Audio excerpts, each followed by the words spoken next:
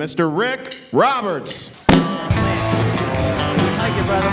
Excellent job. Excellent job. How's it going, guys? One more round of applause for the band and for the 5 guest comedians who did a phenomenal job.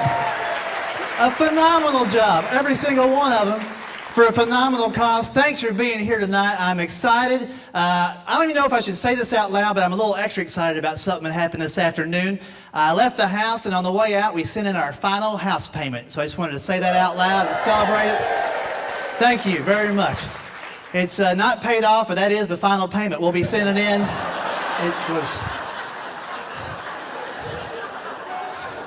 It was adjustable. We made it 0 more payments. That's what we did. And now I've got financial peace, so I feel good about that. Freedom. Boy, I hope I live long enough to pay off my house. That's where I'm at right now. Yeah, I'm 49, love my life. I've got little kids, so I'm still trying to struggle with the energy level. I got a 12-year-old boy and a 5-year-old baby girl. I know, and it's just as hard as work as it sounds like. If that's not enough stress, recently my wife has started talking about adoption. I'm like, honey, that's sweet. I understand where your heart is, but I don't think anybody is going to take these kids off our hands at this point.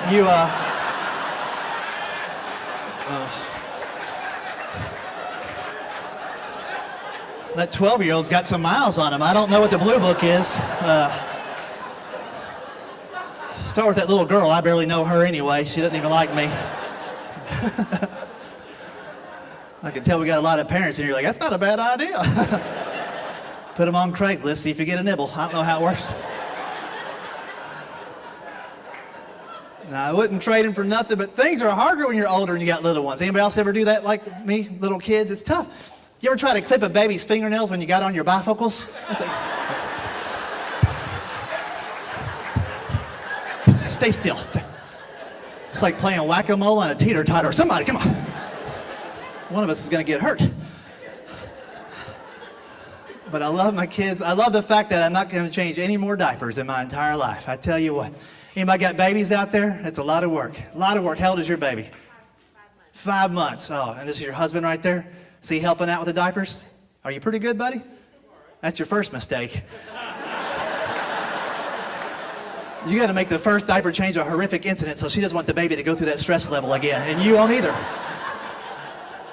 You never be a good diaper changer. Then you're doing it all the time.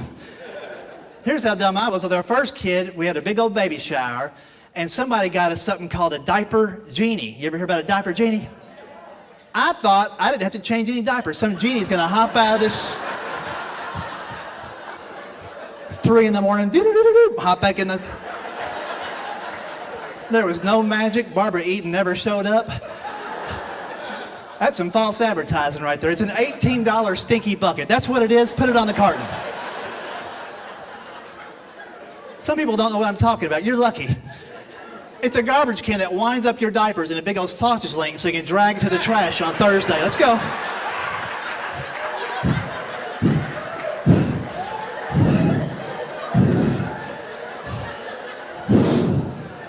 This is the gift that keeps on giving right here.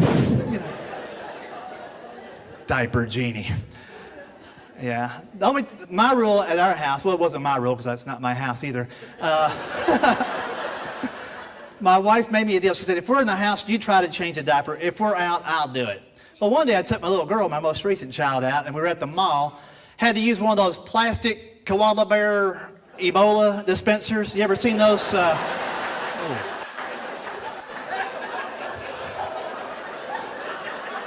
Let's break out the Purell right here, people. I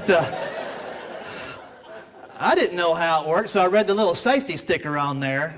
You ever read that sticker? That's a comedy show all by itself. It says right on there, weight not to exceed 150 pounds.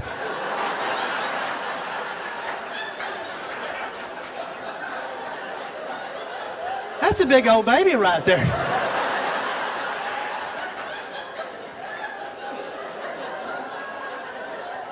I mean, I'm 145. That baby could take me out. Come on. You gonna change what?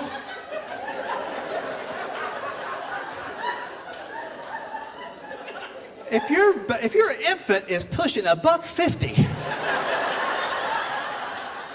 Put down the sweet tea and get out of the food court. Give her a shot.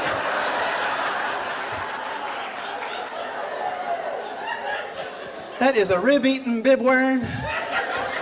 That's a state fair baby is what that is, ain't it?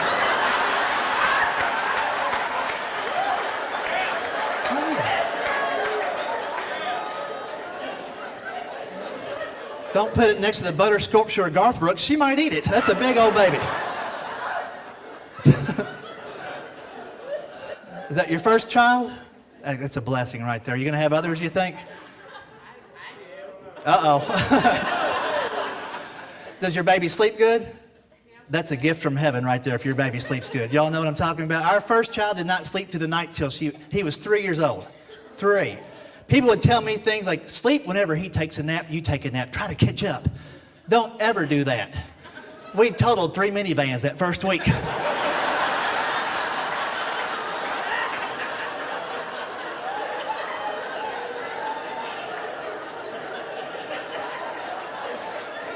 Had to put Red Bull in a sippy cup just to keep him awake. Let's go, buddy. We got to get to Kroger this time. Let's go.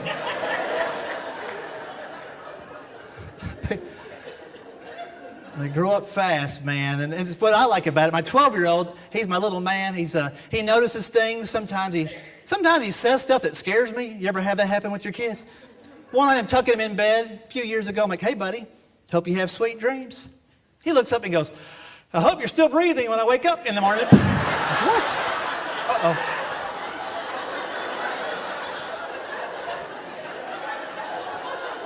What do you know that I don't know? Tell me. I'll let you play Minecraft. Just tell me. Tell me. I was awake the next morning. I didn't sleep a wink. And sometimes they say funny stuff, but you can't laugh because it was not the right kind of funny. You know what I'm talking about. Not too recently, we were brushing our teeth and we're looking in the mirror, you know, and I noticed he is looking at him for a while. Then he looks over at me, then back at him, and then back at me. And I'm like, what's the matter, dude? He's like, Papa, I just noticed me and you, we kind of look alike. I'm like, yeah, what do you think about that? He goes, what are you going to do?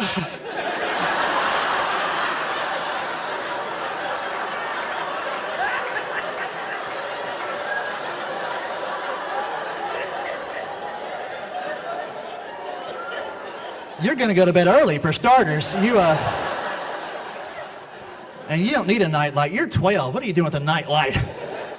I'm going to close your door all the way. Hope you're still breathing when I wake up in the morning.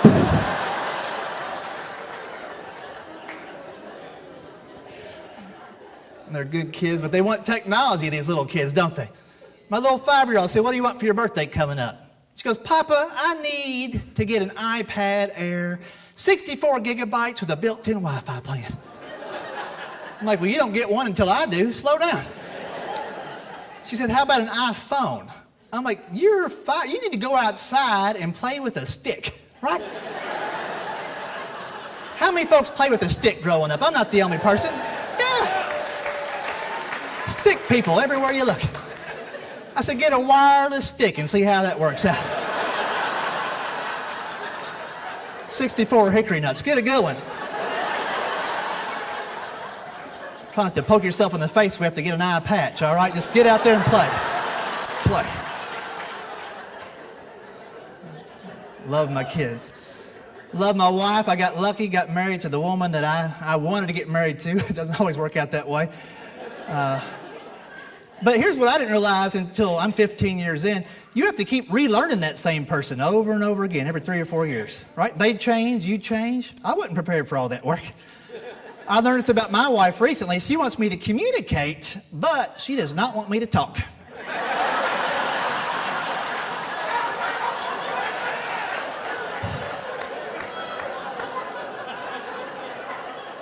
She said that out loud. I said, well, I'm going to say something. I don't want you to hear it. I'm like, what do you mean by that? She goes, sometimes I think you get mad at me for stuff I do or I don't do, and you never told me that I should or shouldn't do it, and you're angry all day long. I said, well, I don't think that far ahead, but thanks for giving me credit, you know. She goes, well, if you're thinking something, just go ahead and say it. We've been together a while. I said, all right. And she brought this up right before Valentine's Day. And I said, well, honey, I'm going to communicate something to you right now. After 15 years of marriage and 4 years of dating before that, I'm out of ideas for presents. Is there something I could get for you for Valentine's Day you would like? That's good communication skills right there, ain't it, ladies? Then she started talking and said, how about instead of exchanging gifts, we exchange ideas to each other on a piece of paper instead? I said, what kind of ideas? She said, I'm going to write down a couple things you're not doing right around the house you could do better.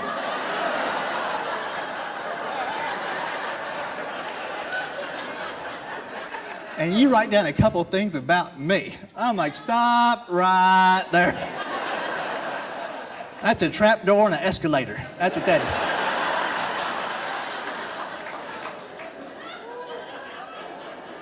So let me get this straight. We're going to exchange ideas to each other and stuff we're not doing right, and that's going to be a romantic Valentine's Day. She said, if we fix those 6 or 7, I'm like, she's got a list started already, 6 or 7 things.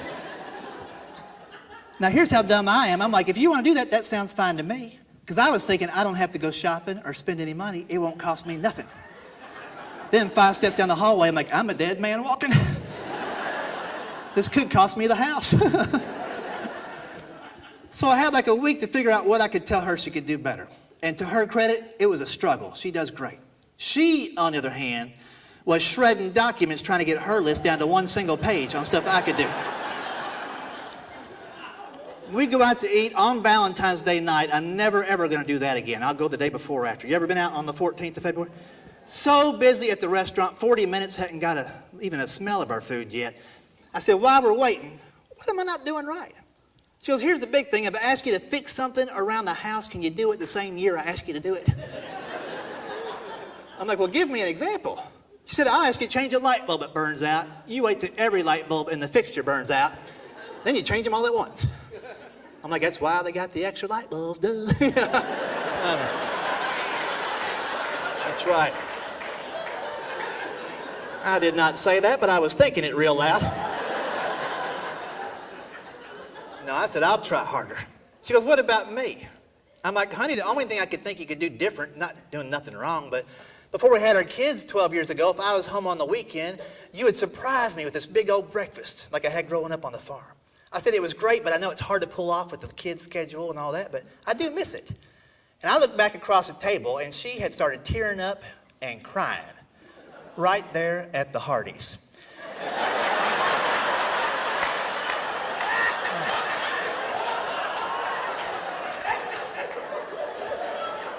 Well, you don't want a soggy, thick burger. I'm like, hold it together, woman. It's Valentine's Day. I said, I didn't mean to make you cry. That was a compliment. Then she goes, oh, that's what a compliment sounds like. I'm like, oh. I'm like, this is worse than where I started off. I said, yeah, they were good breakfast. She goes, you never told me that. The reason I quit is I thought I wasn't making it good for you, so I just stopped. Not because of the kids. Oh, yeah, that's right. I started tearing up and crying, thinking about 12 years of Fruity Pebbles and Pop-Tarts I've been shoveling down with soy milk. Would you spill some water on a piece of paper and put that in the bowl? What the heck is soy milk? I've tasted whiteout. That's better, I tell you.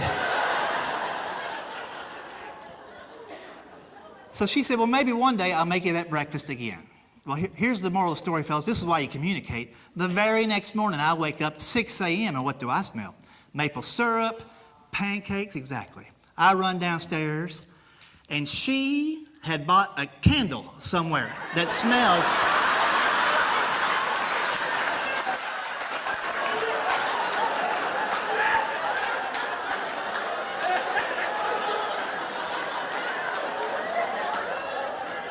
It had to be a Yankee candle, that's all I'm gonna say. Like, get out of here. I still didn't know. I hit the bottom step, I'm like, what are you doing with that candle? It's like, oh, I had to use it. The last light bulb burned out this morning. She got me twice. She's a good gal. She puts up with me and my family. I grew up in Woodford County, just down the road here, and tobacco farm kid. Anybody else grow up tobacco farming? That's some hard work right there. Oh, man.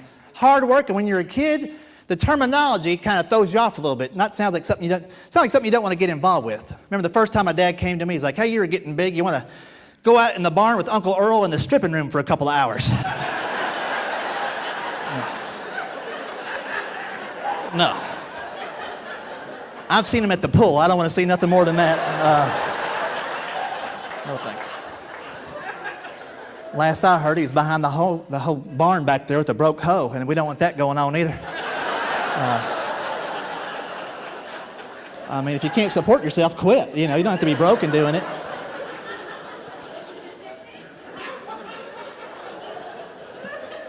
When I was growing up, and I got a few friends here from back in high school, the rumor in our little town was that the ice cream man was dealing drugs. Does anybody else have that rumor growing up? It's like an urban legend. Now, no doubt, the guy driving the ice cream van who's got the Pop Goes the Weasel cranked up on a loop for 6 hours at a time in 100-degree heat in a van with no windows, he might be on drugs. Might need a couple of loos to take the edge off or something, but I find it hard to believe he's sitting around the house going, you know what my target market is? I got to keep a low profile. I'm going to get a van and paint a big clown on the side of it. And on top of that van, I'm going to attach some Marshall stacks and crank up Pop Goes the Weasel, drive through Sycamore Estates and see if I can pick up any drug money from these kids who are buying Pop Rocks with their penny packs. Let's see if that works out. Unbelievable. I don't know. I don't know much about drugs. I am on Lipitor, though. Pretty proud about that. Yeah. I knew nothing about high cholesterol before a year ago. And I think it's a scam. Don't y'all think high cholesterol is a scam? Thank you. Here's why I know. You don't know you have it till the doctor says you got it. You don't wake up one day going, man, I can barely get my fork into the gravy. Something's going on here. You know?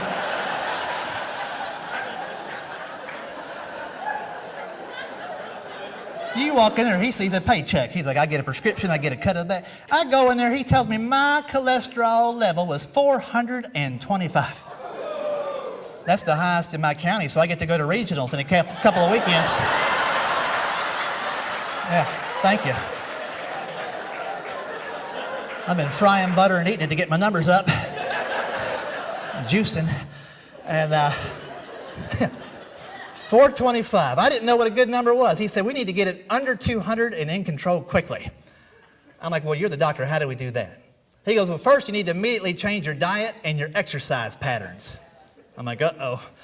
I don't have either pattern going on right now, so it's going to be a struggle. I said, what kind of exercise do you recommend?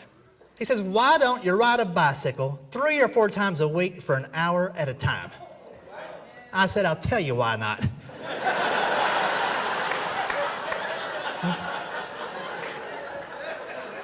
I said, sir, I'm 49 years old. It's not that I can't, but if I do, people don't think I'm exercising. You see a guy my age on a bicycle, you think that dude had a repo or a DUI, right? Right? Even little kids know something's going on with that dude. Like, he needs a basket. It's a long way to that liquor store. Get back in the house. You don't need to know nothing about this. Get back in the house. I was not going to be a guy on a bike. He said, well, you can get on a diet and come back in a couple of weeks. We'll check it again, see if it made a dent. I said, which diet do you think I ought to get on? He goes, pick any diet that's going to help you out at 425. But I messed that up. I got on the Atkins diet because I saw you could eat meat a whole lot. You ever get on the Atkins diet? You know what I'm talking about? Strangest diet in the world. It says you're supposed to eat meat 3 or 4 times a day. Then it says smoke you a cigarette and take a nap. That was a Chet Atkins diet that I got on. Lost a little weight smoking. Yeah, so the diet did not work. Then he said, of course, we can put you on some medication. I'm like, I don't want to be 49 dude on a medication, you know. He said, well, they got all kinds of pills. Well, I said, no doubt, because every commercial on every show I watch now, that's all I see. And to be honest, the side effects sound way worse than what you start off with. There's a few pills, sounds like you got to take them while you're on the toilet, because there's explosive side effects. It may cause explosives. I'll just walk it off. I don't know. There's one side effect. The next morning you wake up on the beach in a bathtub. What in the world? Sounds like a side effect from the 60s or something right there. If it was a gravy boat, I might get in there, but I ain't gonna. So he got me on the Lipitor. They left out the side effect on that commercial because I went back and watched it. $8 a pill. Yeah. That's a Big Mac and a side of fries right there. $8. And one morning I got up and I dropped my pill and I couldn't find it and I was out to $8. So now I just wrap it up in a piece of bacon, swallow it whole every morning. That's right. Melt some cheese on there so it sticks real good. You get a toothpick in there, that's a pill and a blanket. Hey. Sell that back to Pfizer. Now, I'm doing all right. Aging, I'm in the advanced stages of youth. That's what I like to call it. Had to get glasses. That's the one thing I'm getting used to, man. About 3 weeks ago, I knew I needed them, but you ever have those days where you just realize, oh, I can't put it off no more? Like I had pulled up to a drive-thru and I couldn't read what was on the screen, so I just ordered what I thought they had. Just ballparked it. I'm like, I'll take a double cheeseburger, some onion rings, and a Coke. She's like, sir, we can't do that here. This is Bank of America. I'm like, oh. All right. Can't go that way. I'm stuck. I want to see those onion rings go through that tube. You know, come on. The other time I knew I needed glasses, I was sitting on the couch watching TV with my wife. We were about 30 minutes into a ZZ Top documentary, and it turned out to be Duck Dynasty. Even the drummer let himself go, apparently. I don't know. Now, I loved ZZ Top growing up, man. That was all the deal in the 80s, you know. Moved to Nashville 18 years ago, and they still make country music. Y'all remember those days? Like, they make it now, but I'm older, and all the singers are like 19, 20. That's really true of all the music, you know. My wife's favorite singer is Taylor Swift. Y'all like Taylor Swift? She's all right, but she's not writing songs for a 49-year-old man to listen to. That'd be kind of creepy if she did. Yeah. Maybe she should, like, hey, old guy, you left your left blinker on. Turn it off. Turn it off. Oh, thank you. I'll do that. You got me. Thank you.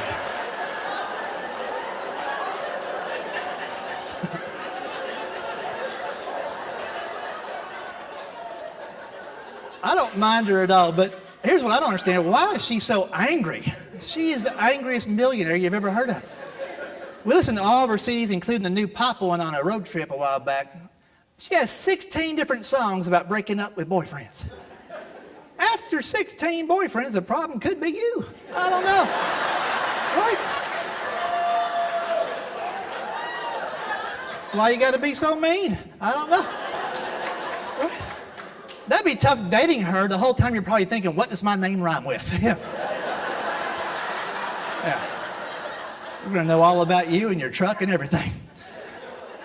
The guys my age have to compete with younger people and they try every gimmick to do it and it doesn't work. One of my favorite guys in country is Trace Atkins. Y'all know that dude? He makes up so many words in his songs, you have to watch the video to figure out what he was singing about. First time I noticed, I'm driving down the road, that song came on, honky tonk, badonka-donk. Y'all know that masterpiece? Yeah. That's some Shakespeare right there. I'm just driving down the road, minding my own business. He's like, she's got a honky tonk, badonka-donk. Woo! How'd she even get her britches on? There ought to be a law, now slap your grandma, because she's got it going on like Donkey Kong. I'm like, what in the Sam Hill is this man trying to say to me right now? Have you been kidnapped? Just tap twice. No more code words. Donk. None of that song makes sense, does it? Raise your hand if you ever slapped your grandma. Anybody out there? Raise your good hand. That's what I should say. The one that still works. My grandma ripped my arm off and beat me with it and stapled it back on. Here's some Neosporin and Kool-Aid. Figure it out. Y'all had the same kind of grandma? Didn't take nothing from you. Yeah, well, I bet this is a great night. Love coming back to Kentucky. Travel around a lot, and some places are nice. Kentucky, absolutely beautiful. I've been all over 46 of the states, And it's just so fun to come back here. Tennessee, where I live now, still got some scenery. I had to drive across Kansas a while back. How many folks ever do that? Never gonna do that again. I got a used helicopter off of Craigslist and see how that works out. And I drove it in the daytime. That was the worst decision I've ever made in my life. Don't get me wrong, the people of Kansas are nice. If you can find one, they're out there. I kept seeing these signs, BYOP. It's bring your own people, because they don't have none of it. That tornado from the Wizard of Oz took them all, apparently. I knew it was going to be flat. I didn't realize that the highway patrol had to be extra sneaky because they don't have nothing to hide behind. You know, they have to drive these unmarked patrol cars because if they didn't, you could spot them 6 or 7 hours away. So they got these Mustangs and Trans Ams and Camaros. Sometimes they're pulling a bass boat, and that's just cheating right there. But I don't know. I'm in the right lane, guy goes flying by me. I'm like, I ought to keep up with that dude. He's probably got a radar detector. He had the radar and I did not detect it. So I start trying to catch up to this Trans Am. I'm still in what I called my Dave Ramsey truck, the drive it till it blows up truck. 1996, 3 out of 4 cylinder Isuzu pickup with a camper top on the back. That's a woman getter right there, ain't it, ladies? Well, I finally start catching up to him after like a half an hour. He starts slowing down, speeding up, swerving all over the road, kicking up gravel. I'm like, this guy has fallen asleep behind the wheel or something. I should get his attention and see if he's okay. Whew. You ever been so stupid you pulled the cops over? Anybody else? There's some paperwork involved, let me tell you. I don't know how to pull anybody over. I just roll down my window and roll it down like, woo! Whoop, whoop, whoop. That's pretty good, isn't it? I've been working on that. He pulled over, so I pull over behind him. I wait for him to get out, but he doesn't. So I figure I ought to go see if he's all right. Walk up to his window. I just start pounding on his window. Meanwhile, he's been loading the revolver over there. He cracks the window, and I see he's an officer, and I got zero game plan. But I start thinking I should arrest him for reckless driving before he gets me for speeding. But I don't know how to do that. All I know is from watching the Andy Griffith Show my entire life, like Barney Fife. I just walk up there, I'm like, hey!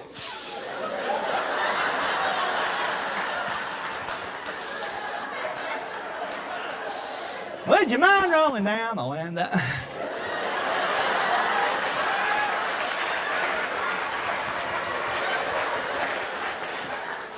Want to get out of the vehicle there, buddy? You're a big one, too, aren't you? Look at you. Want to know why I pulled you over? Because I'm an idiot. Whoa! I thought I was going to prison right there. He's like, you're so weird, I'll drop you off wherever you want to go. He throws me in the squad car. He goes, you know how fast you were going back there? I said, I got no idea. My speedometer broke in 06. He said, I was pacing you. At one point, you hit 104 miles an hour. What do you got to say about that? I said, sir, to be honest with you, that is pretty good in a 3 out of 4 cylinder Isuzu pickup truck. I say print it out. It's going to help me with my trade-in value right there, ain't it? That's right.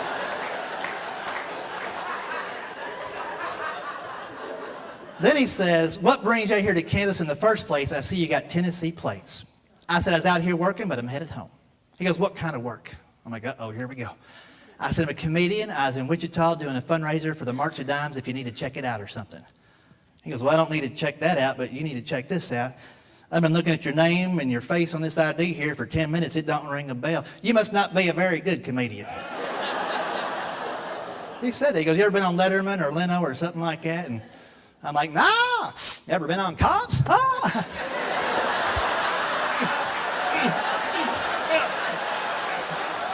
Uncle.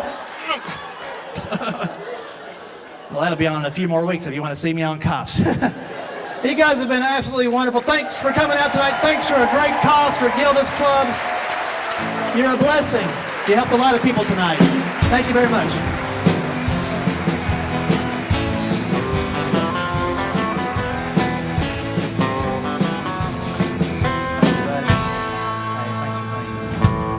All right, one more time for Rick Roberts. Oh, thank you. That was just a wall of fun out there. Well, last year, whenever I won,